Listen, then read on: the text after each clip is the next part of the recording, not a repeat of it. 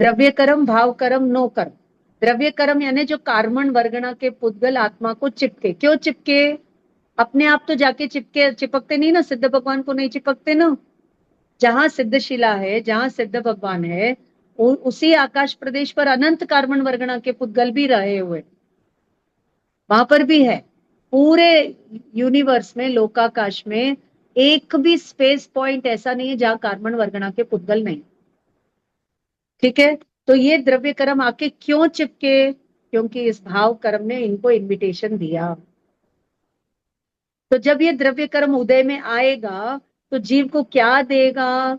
शरीर देगा, इंद्रिय देगा, नो कर्म देगा। अब ये नो कर्म में जीव क्या करेगा? भाव करेगा। क्या भाव करेगा? अपनापन करेगा, मोह राग द्वेष करेगा, कषाय करेगा, राइट अंडरस्टैंडिंग नहीं करेगा।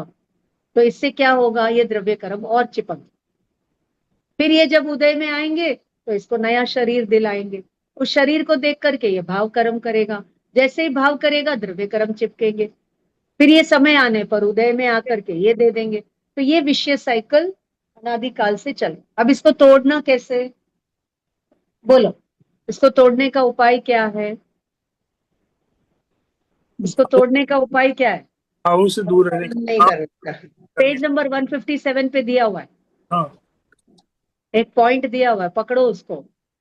कर्म के मंद उदय में पुरुषार्थ से इस चक्र को रोक सकते हैं। हाँ, अभी हमारा मंद उदय, अभी हमारा तीव्र मोहनीय कर्म नहीं है ना। अभी अपने को मॉल जाने का, मूवी जाने का, आईपीएल देखने का मोह नहीं है, जिनवाणी सुनने की एक रुचि है। इसका नाम है मंद कषाय।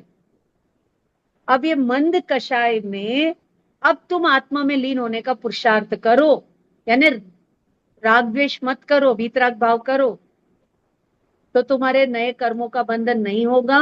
और उसी समय जब तुम आत्मा में डुबकी लगा रहे हो तो नया कर्म का आश्रव रुक गया और जो पुराना जुड़ा हुआ था वो भी झड़ने लग गया, आंशिक निर्जरा होने लग गई। और पूरी निर्जरा हो गई तो जीव का जो मोक्ष स्वरूप है वो प्रकट हो। समझ में आया? ठीक है, जब शेर जाग रहा है हम उसको नहीं पकड़ सकते, शेर सोया हुआ है तो उसको जाल में फंसाना बहुत ईजी। ऐसे हमारा ये मोहनीय कर्म रूपी शेर अभी सोया हुआ है, इसको पूरा जाल में फंसा लेना। जाल में फंसाने का मतलब है अटैक। 6 ढाला, 6 ढाल से अपनी ढाल, इधर आत्मा, मैं आत्मा हूं, ऐसी ढाल रखो और ये तत्व विचार, तत्व अभ्यास की तलवार से इनको काट के